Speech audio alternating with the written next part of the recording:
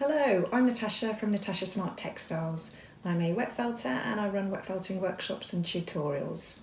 Now, the plan for today's video is to make a wet felted mobile phone case, rather like these. I'm hoping you'll have seen my previous videos on decorative flat wet felting, where we used merino wool fibre and decorative wool yarns to create a flat piece of felt. Now, this project uses exactly the same materials, but instead of a flat piece, we're actually making a 3D shaped piece of felt. So you might wonder how we do this.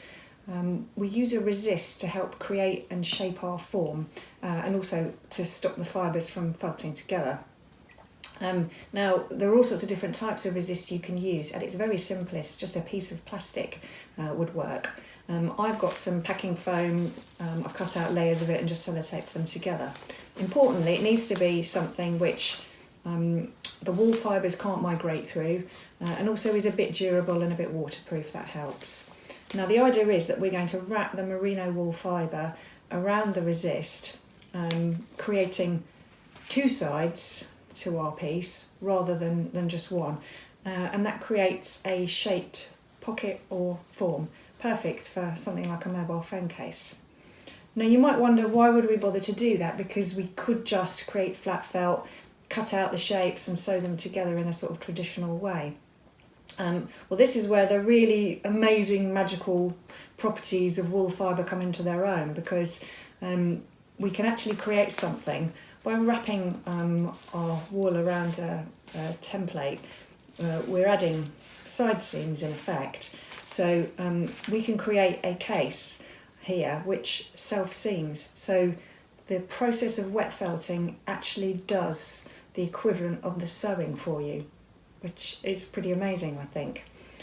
So that's why this technique is used pretty widely for things like bowls and bags and hats, clothes, anything where you sort of need a hollow form at the end, in which you traditionally might sew together, you can create with a resist and wet felting.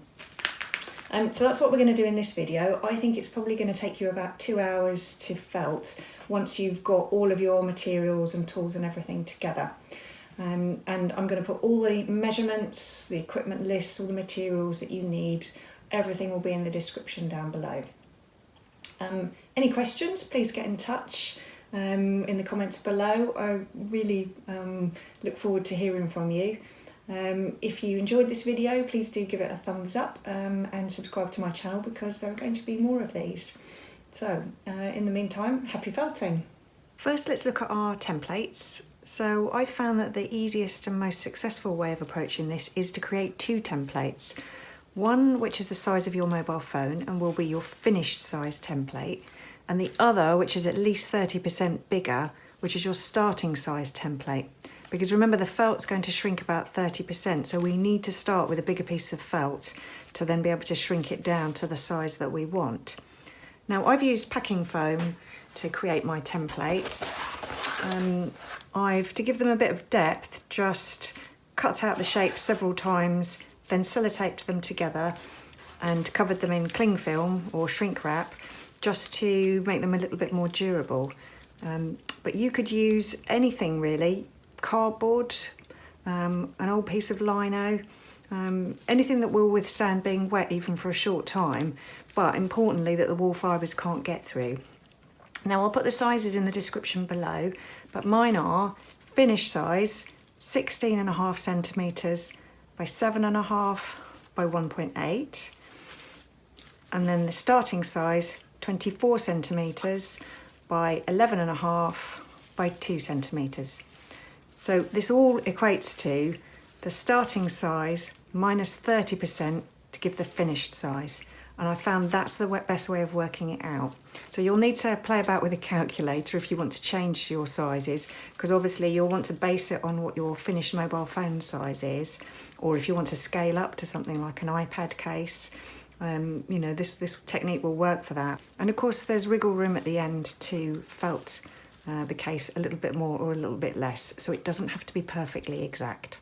For our tools, we first of all want to be working on a hard work surface, and then cover that with some kind of water resistant layer. So it could be something like a plastic mat. I'm using bubble wrap with the bubbles side down. We need some liquid, so I'm using a spray bottle with warm water with a good squeeze of some washing up liquid in there.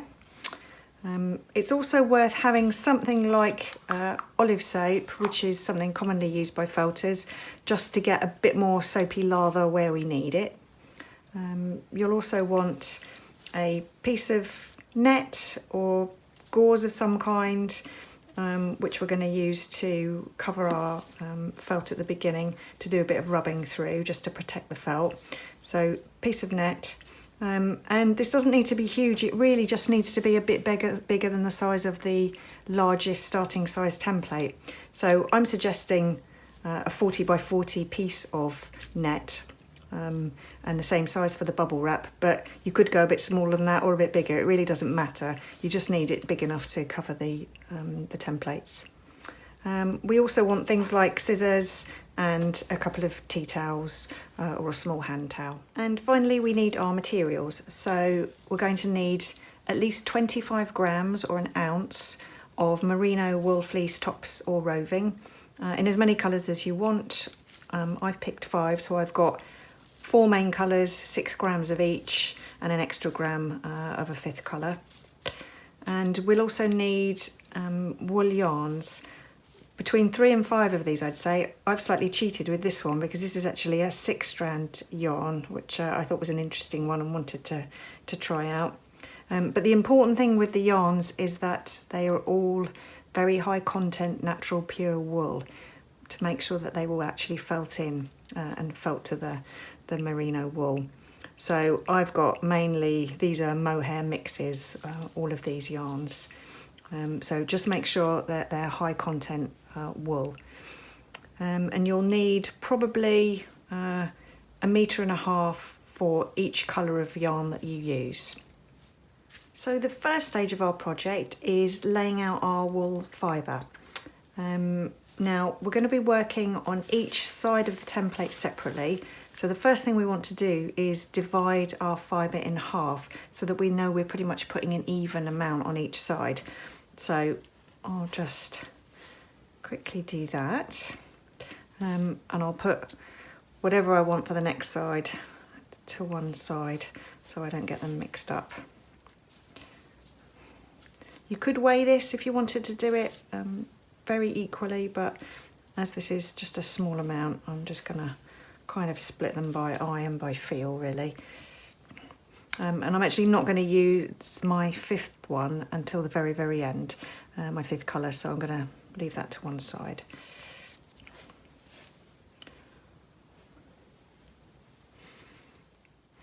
So that's our fibre ready for this first side of the template.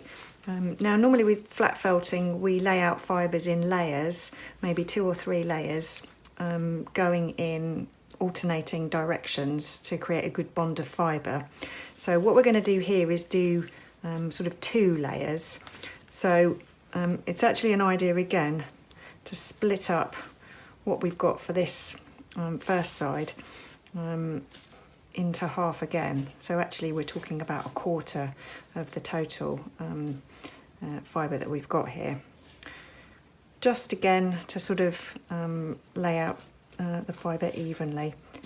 So divided this half's fibre into half again, and I'm just going to start laying out fibres in those same wispy ways that we lay it out for flat felting in the areas of the template I want it.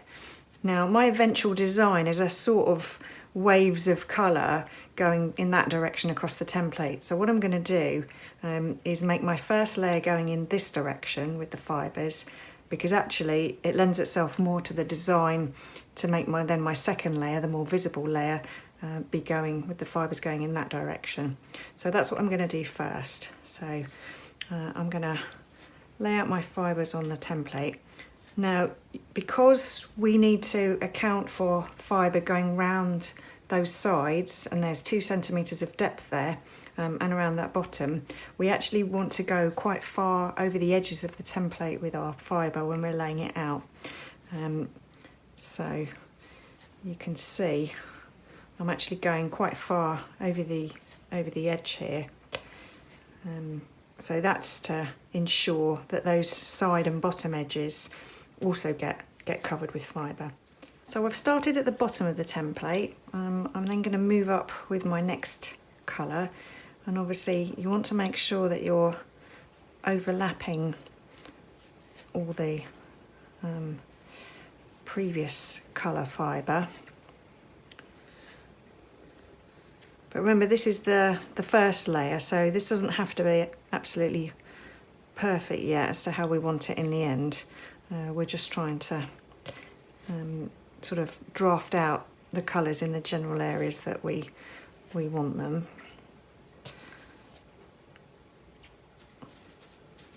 Looks like that. I've got this, actually I'll use the pink next.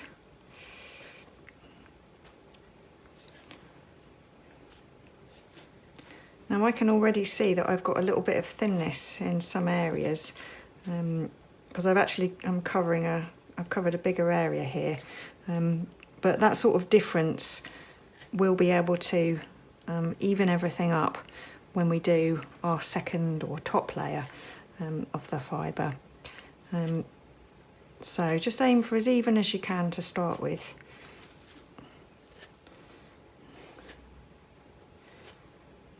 And just make sure that we've got plenty of overlapping. Okay. And then my last colour is the blue. Now, with the top of the template, we're actually going to keep this open, so you're not going to put any fibre on the top sort of 2 or 3 centimetres or inch of the template. We're going to keep this as an open template, because I actually find that we get a sort of a sturdier and better top edge of our phone case as a result of that. So I'm just going to go up to the edge, so long as we don't go over the edge, because you know, we don't want this side meeting the other side eventually when we do that one.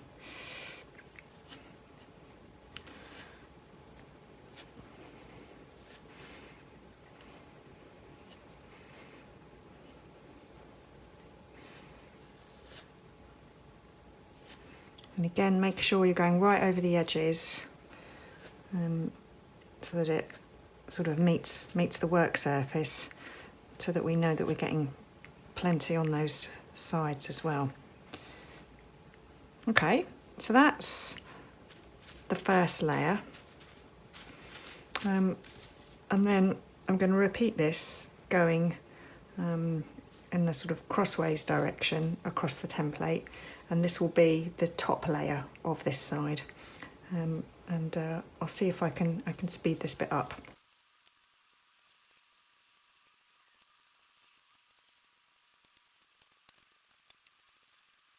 Okay, that's the first layer of, or the first side of fibres laid out. So I've got 2 layers of fibre, crisscross direction, and I guess there's about 12 grams or so, nearly half an ounce of fibre on this first side. So what we want to do is now start to change the consistency of this from a very delicate loose fibre to make it hold together a little bit more, so that to enable us to then turn it over and work on the other side. Now we do this by spraying some warm soapy water on it. The water, the soap, it all acts a bit like a sort of temporary glue, just to kind of keep things held together enough whilst we work on it before the fibres start to bond. So I'm going to spray with my warm soapy water solution all over the fibre, and what we're aiming for is to get this completely soaked through. So we don't need lots of water. I've got a very squeaky water bottle there. We don't need lots of water all pooling all over the table. We just need enough to soak and get the water right through this pile of fibre.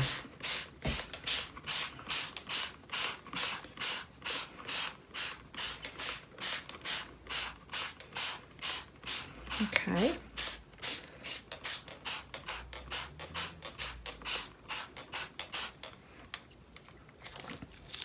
So then get our net, and we're going to put this on top, and this is really just to protect the fibres from moving about too much while we give everything a good rub.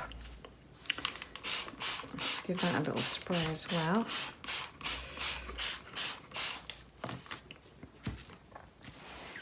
And we really just want to flatten everything down with our hands to get all that soapy water through that thick layer of fibre.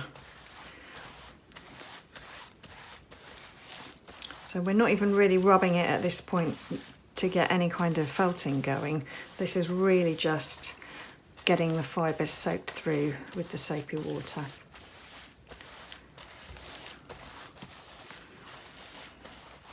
Okay, so then carefully peel back the net.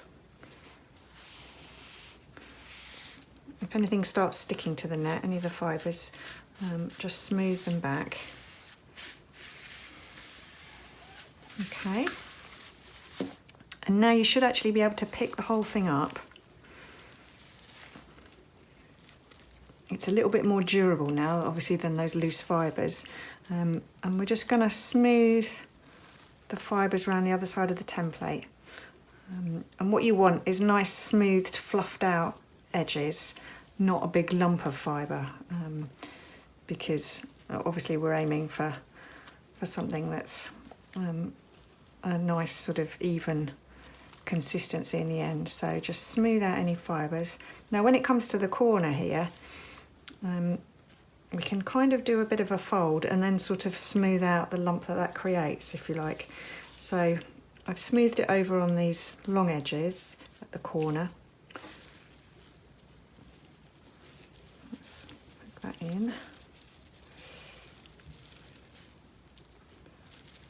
Fold it over, and then you see where we've obviously got a bit of a lump there, that's the corner. You can actually start to just play about a bit with the fibres and smooth, sort of fluff them out a bit and smooth them round. So we won't end up with big lumps in the end.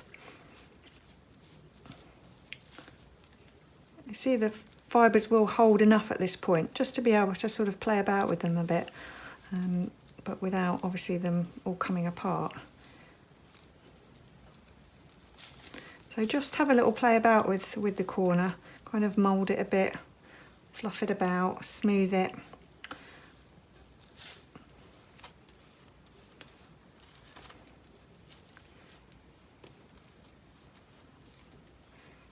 Okay.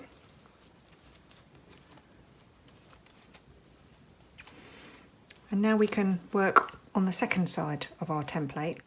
So before we start on this second layer, just make sure you've got dry hands. I'm also going to dry the bit of work surface where we're going to put our fibre, because working with wet fibre just becomes a nightmare. So try and keep everything dry fibre-wise whilst you're laying it out.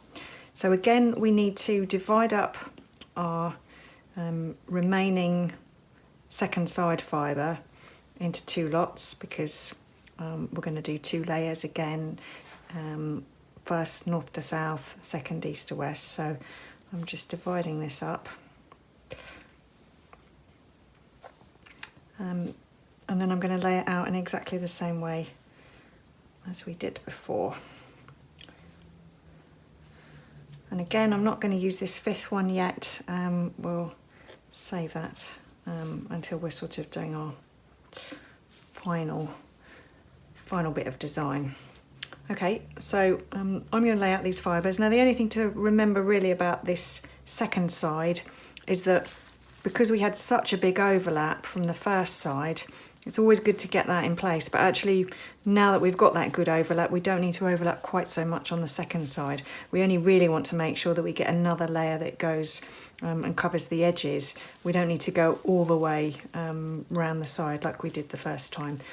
So that's the only other thing to remember. So I will get on with laying out this fibre, and we'll see what that looks like when I'm done.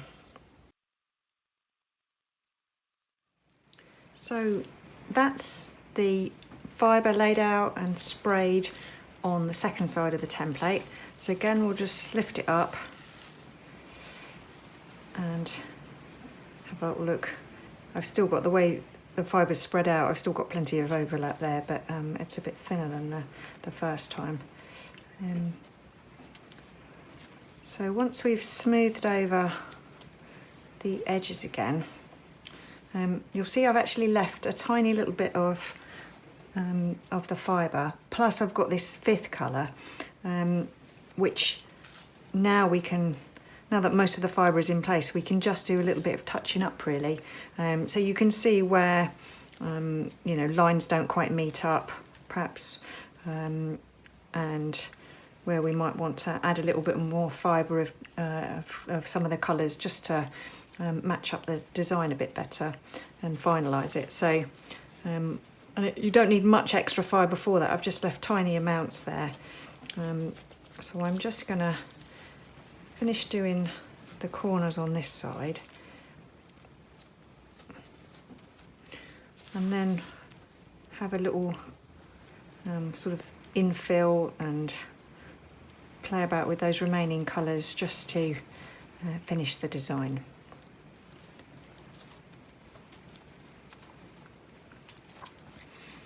This is also another point where, if you can feel any slightly thinner bits of fibre, or you can feel the template through the fibre, then you might want to add a bit more. The 25 grams we're using is a minimum, so you can use more and that won't be a problem at all. It's just that's a good minimum to ensure you've got enough fibre. So do add more if you need any. Much better to have a bit too much in one area than to end up with thin patches. Okay, so I'm just going to have a little play about with these other fibres until I'm happy with the finished layout of the fibre.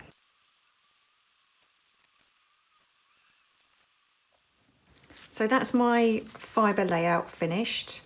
So all I've done is add in wispy little amounts of the existing colours to try and neaten up the design. I've also added in this darker pink just to again add to the design, and anywhere that I thought was maybe a little bit thinner, perhaps if you can feel the hard edges of the template, then you might add a little bit more fibre there. It should feel quite padded really around the template with the fibre, so you shouldn't be feeling hard edges. So anywhere that you think might be a bit thinner or need a little bit more, just add a bit more. It's much better to have too much than too little. So that's the fibre layout finished. So the final part of our decorative element of the process is adding our wool yarns. So we're going to start wrapping those around the template now. So I'm aiming for, again, a slightly sort of wavy design going round the template. So I'm going to use each of the yarns one at a time and wrap them between 3 and 5 times around the template, moving into different areas.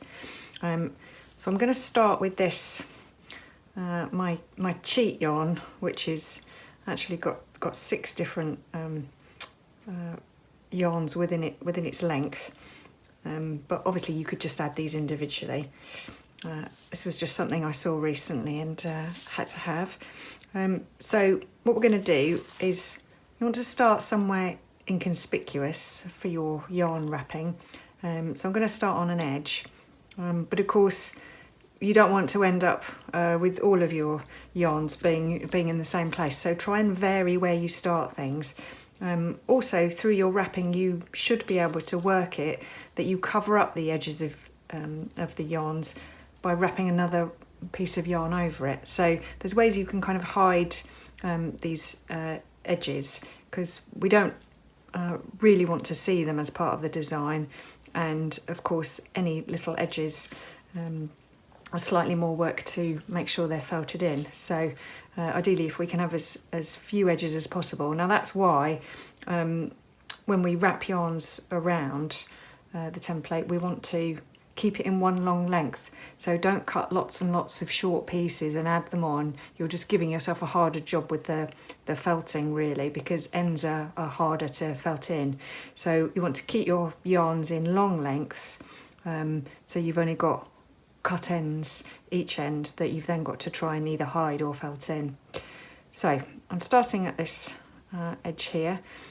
Pick up the template and work sort of each side at a time and just smoothing down the fibres. There's enough wetness within the fibre at the moment that in actual fact you can kind of place these yarns dry on it and just smooth them to kind of stick them in place. Of course we are going to spray them more, but just for this design stage, just sort of pushing them down should do it. It just gives them enough moisture, and again it's that soap acting a bit like glue. So just sort of move around the template until you're happy with your design. I tend to kind of go sort of wrap down, then wrap back up again. So you'll find it's probably 3 to 5 wraps around. You can spread out your fibres. The only rules here really are to make sure that you make your wraps kind of loose in their direction. If we had lots of tight concentric wraps going around in the same place, you'll find actually that the yarns have a harder time of bonding to the wool fibres. So slightly looser, wavy directions works better for this. It gives, well, it sort of takes account of the different felting rates of the yarns versus the wool fibre. So, so sort of slightly looser, wavier lines works better for that. And what I try to do is sort of almost find spare bits of space to go into. Now the other rules are not to put any yarns within the bottom, sort of say 2 to 3 centimetres or inch or so, and the same for the top. We don't want it sort of complicating the bottom edge by having yarns kind of going over this side as well. And because we're going to be folding the top edge down, we don't want any yarns too close to that either. So stay at least sort of, you know, an inch off both top and bottom edges when you're laying your fibres. So I've kind of come down. This is getting a bit twisted up, so I'm going to try and spread it out a bit. And it's quite nice having crossing over of yarns, but you don't want too many yarns all crossing over in the same place, because again you're then giving the fibres in both the yarns and the wool fibre a harder job in trying to felt together.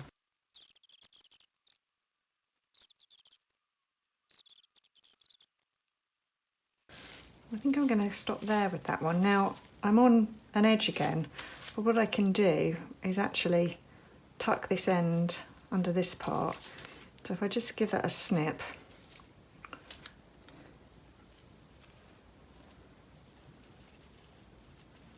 and then just poke the end under with scissors, fluff everything out a bit.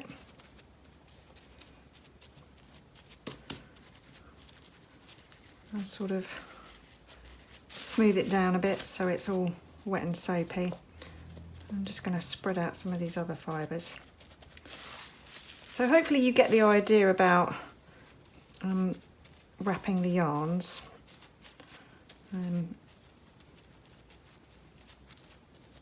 So they're a great way of adding a bit of sort of organic looking decoration. Okay, so that was my first yarn, although as I say I cheated because it was had 6 separate fine yarns within it. So now I'm going to add these other 2, so I'll carry on doing that and show you when I'm done.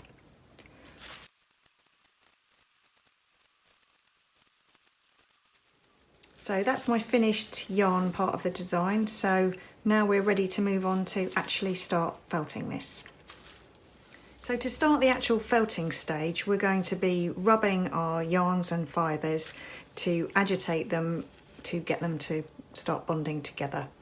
Now, because our yarns are all going in this direction, east to west, it makes sense for us to do most of our rubbing in that direction also, to avoid disturbing the layout of the fibres too much. If we were going north to south, you can see how we would end up just moving the yarns out of position. So it makes more sense for us to actually rub going in the other direction. So I've actually moved the template to do that, to make life a bit easier.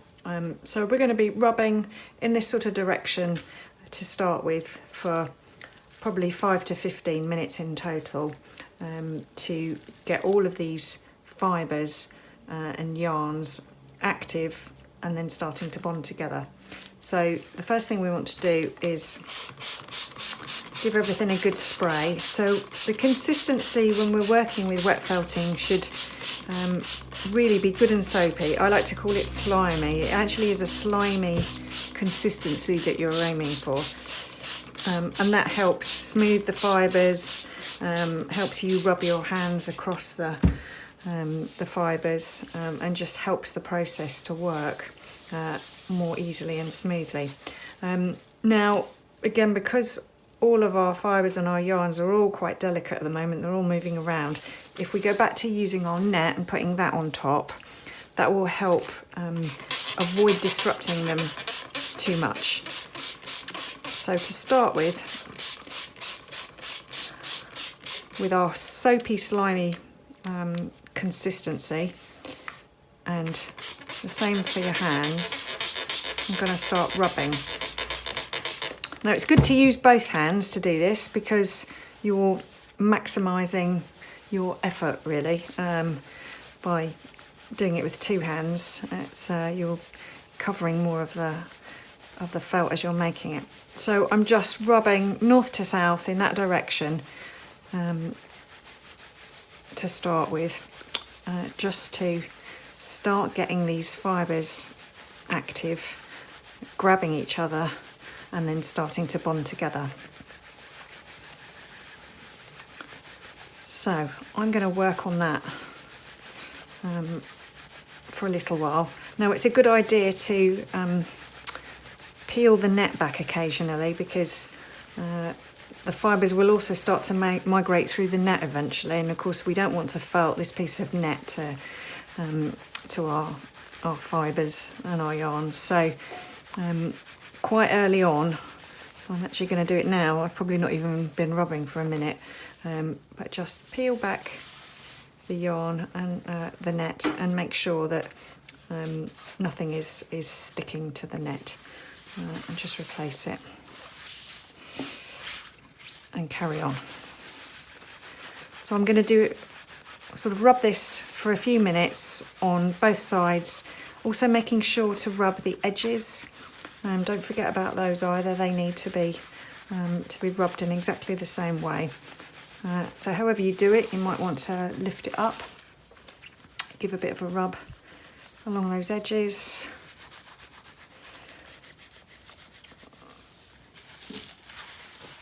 Or sort of as I was doing, can actually sort of try and rub with your fingers as you're going over one of the actual flat sides. You can sort of do a bit of rubbing on those edges that way.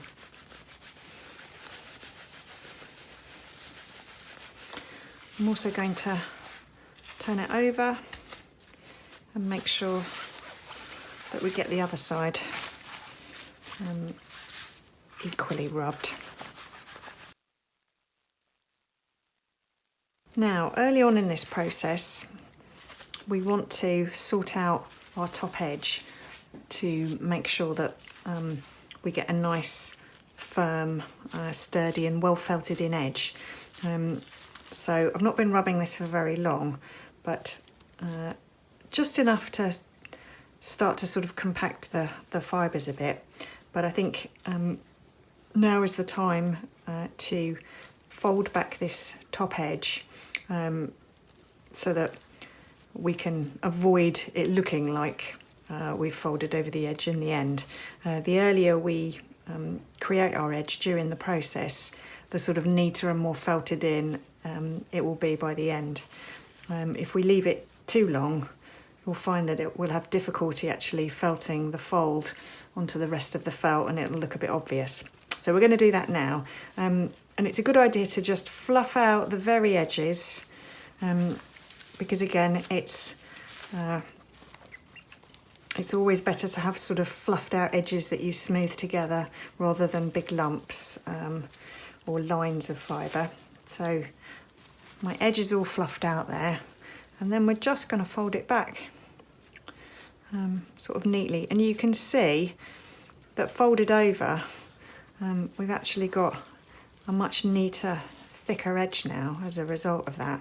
So I'm going to carry on doing that right around the edge, and you can see now why we didn't put our yarns too close to the edge either, because we'd be covering them up now.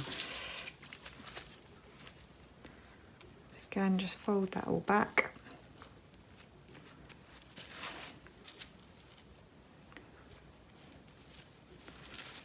Okay, and just smooth down the overlap, and really just check that there's nothing looking lumpy or weird. Okay. Now, because we've just folded down that edge, I'm just going to work that a little bit to start with. I mean, your hands and your fingers really are your best felting tools in wet felting.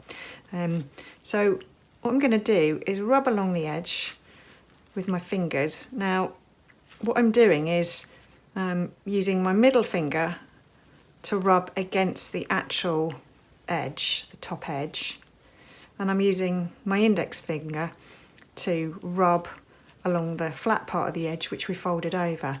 Now that little combination of just rubbing along the edge, catching the edge sort of almost between those two fingers, just helps to both start to felt it together and also keep it nice and straight.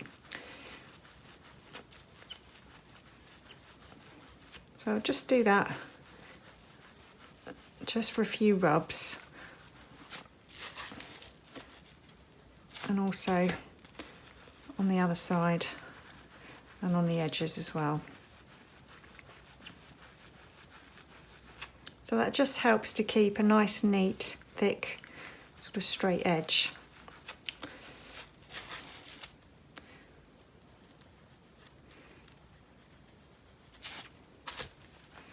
Okay, and throughout the rubbing that we're going to do, keep on doing that along that edge with a couple of fingers will, to keep working it and keeping that nice and neat.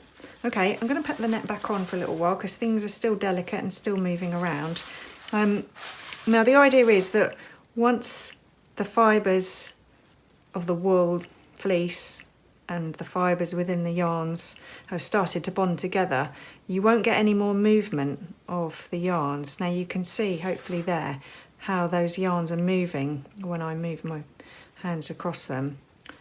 So what we actually want is for these yarns to be so bonded down that they don't move anymore. So that's what we've got to achieve with this rubbing stage. And so I'm going to just keep rubbing, keeping mainly in the direction of those yarns rather than going across them, because all you're doing then is sort of breaking the bonds of the fibres if you go in this direction.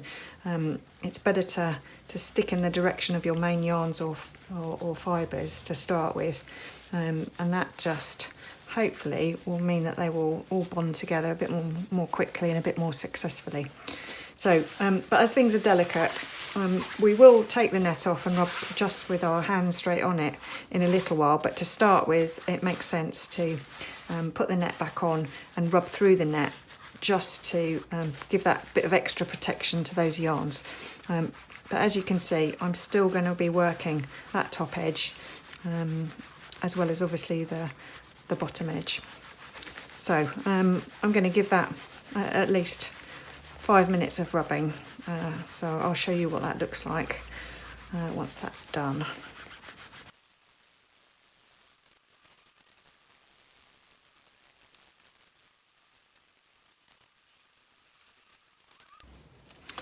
Okay, so I've been rubbing for a couple of minutes, and in actual fact, you know, I'm starting to see that the yarns are moving around less and are clearly bonding. So I'm actually going to get rid of the net and just use my hands directly on the felt, because that just increases the level of agitation, which is what we need here, so I think that's will work better with without the net on now. We don't need quite so much protection there. Now I can see that I've also got really very soapy here, and so if you end up in a situation where things are very soapy, really moving around, and you almost can't quite see what you're doing because there's so much soap, then just take a tea towel, wrap up what you're working on in the tea towel just to soak up a bit of the soap. Wipe your surface a bit, wipe your hands if you need to, just to get a bit more off, and carry on. And that's just taken a bit of that excessive soapiness away. Now normally I find that new felters don't use enough soapy water, so it is a bit of a fine balance between too much soapiness and not enough. But to be honest, again, you are better off having too much soapiness and water rather than too little, because if you don't have that moisture in there within the process, felting just won't happen, certainly not wet felting.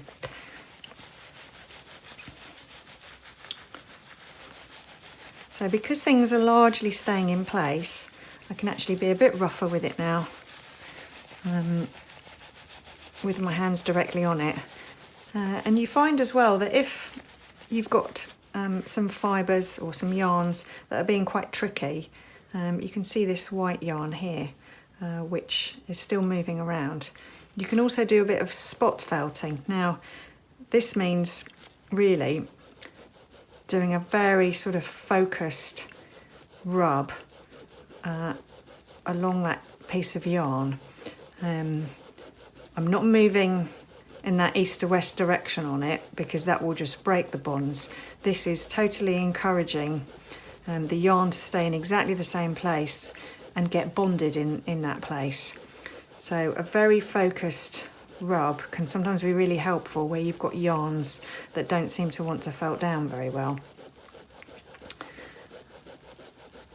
So literally a minute or two of exactly the same place. And then if I start to rub across it now, hopefully you can see that that's not really moving anymore. Slightly there, but the main part of it. So that's quite a good technique to use if you've got yarns that seem to be having trouble felting down. A good sort of spot rub going along the length of it in exactly the same direction will really help the fibres to start to bond.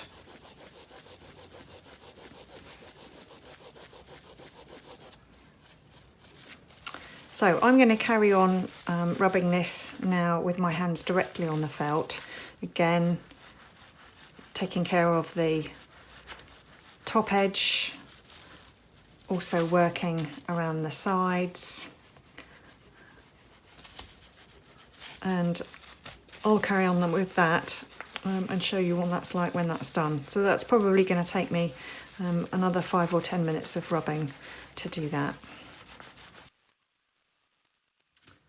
So that was about 10 minutes or so of rubbing. I've rubbed it all over, staying in that same direction. I've spot rubbed any yarns which were having trouble felting. And now if I obviously run my fingers across the yarns, you can see that on the whole, there's very little movement. So now that our fibres and our yarns have started to bond together, we can move on to the fulling stage, which is where we really increase the agitation of the fibres to get them to all bond together even tighter than they already are. And that acts to thicken up the felt and shrinks it. And that's where we get the strength in it as a finished fabric. So we're going to start off this stage by throwing the felt on the table to shock it, really encouraging those fibres to grab each other tighter and tighter. So we're going to keep it in the template to start with. The felt, as it starts to shrink, will start to strain against the template, but we'll keep it on for as long as we can. So to start off, I'm going to do 100 throws on the table, just in all directions. So I'll show you what that's like when it's done. Right, that was 100 throws. So you can see it was already starting to escape the template. So let's get rid of that now. And this really is where our smaller finished size template comes into play. So this is what we're aiming for. So we have got to shrink this felt down to about that size. And it's good to have this to hand to keep checking how it's getting on. So what we're going to do is carry on with our throwing, but without the template this time. And we're just going to loosely pick up the felt and throw it in all directions on the table. So you don't need to fold it up or scrunch it up, just keep it nice and loose. And we could well end up doing 400 or more throws like this. What we need to do to start with is what I call sort of general shrinkage. So we're just trying to get it to shrink all over very generally. And then once we're nearer the size that we need, we'll start doing more specific shrinkage. So to start with, we're going to do probably 400 throws in groups of 100. So after each 100, stretch it out, reshape it, check how things are going. Check it also against the size of the template in case it suddenly started shrinking. But if it still needs more general all over shrinkage, then we just keep going. So in groups of 100, or if you're starting to get close to what you think is the right size, maybe in groups of 50. So I will get on with that and then show you what it looks like. So this is the felt after about 500 of those loose throws. And if we check against our finished size template, we're very nearly there. There's a little bit of looseness. So we just need to do a little bit of more focused work now through some rolling to really shrink the felt in the places that we want it to shrink. So what we're going to do is just roll the felt up on itself in the areas that we want to shrink it. So felt actually shrinks in the direction that you roll it. So if I roll it up this way, it will shrink in its length or height. If I roll it up this way, it will shrink across the width. And actually we do need probably a bit of both at the moment. So I'm just going to do a very small amount of rolling and in groups of probably just 20 rolls, because the felt is shrinking quickly now, so you don't want to do too much before you check, just in case it's sort of slightly going in a direction you don't want it to. So do 20 of these.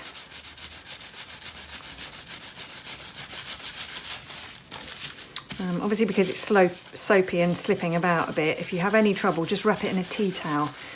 So roll it up and then roll it up again in a tea towel, and that'll make it easier to roll it. I'm also going to turn it over, do the same on that side.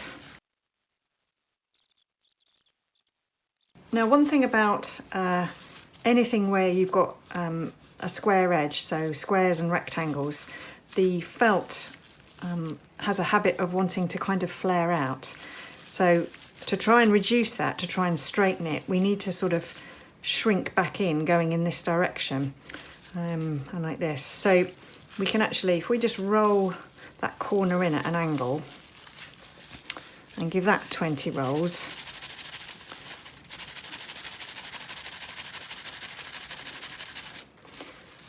You'll see that it has the effect of actually pulling that flared edge back in. So that's another sort of technique we can deploy to try and straighten things up.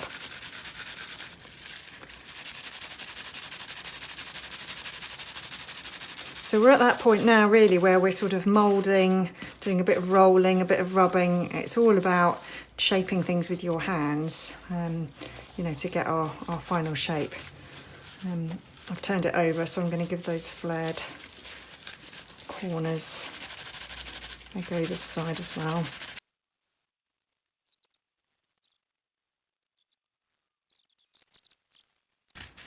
So I think we can stop the actual fulling process there, and the next step is just to finish it off. So the final stage is rinsing the felt out in warm water, scrunching it, not wringing it because that could stretch it, but just scrunching it within water or under a running tap until the water runs clear, so we know the soap's all out. And then I've just tried to get a bit of the excess water out by rolling it up in a towel. And then I've put the template back inside. So that gives it its final shape. And you can just do a little bit of sort of banging it in the template against the table. That just straightens the sides nicely. And all that remains now is just to leave it to air dry. Now you don't need to leave the template in for that. It'll keep its shape actually now that the template's been in it. We can actually just leave it like that. So we'll come back and have a look at it once it's dry. So here's the final phone case. It actually hasn't quite been 24 hours since I made it, so it's still a little bit wet, but I hope you can see how well it's keeping its form. It really is quite a substantial piece of thick felt, and obviously this is the kind of thing that you can make using a resist to create these 3D forms, which is a bit of a move up from just plain flat felting. And just out of interest, here's the original resist template that we used, so you can see quite how much shrinkage that we had. But obviously that's what gives items like this their strength. So this is now finished, ready to use. You might want to keep it as an open case, or you might want some sort of closure on it, so you could add a bead or a button. Here's one I made earlier. I've added just a popper clasp, which I've sewn onto it. So that is another option. And obviously this sort of technique can be scaled up. You could make a much bigger case, maybe an iPad case with it, or scaled down for something like a glasses case. So hopefully this has given you plenty of ideas for what you might be able to use simple resist template felting for in future. So thank you again for watching. Hope you've enjoyed it. Please do check all the details in the description below. All the measurements, everything you need is there, along with links to my previous flat felting videos. And if you enjoyed it, please do like this video. Please do comment. I'd love to hear from you and hear what sort of felting videos you might like in future. So happy felting.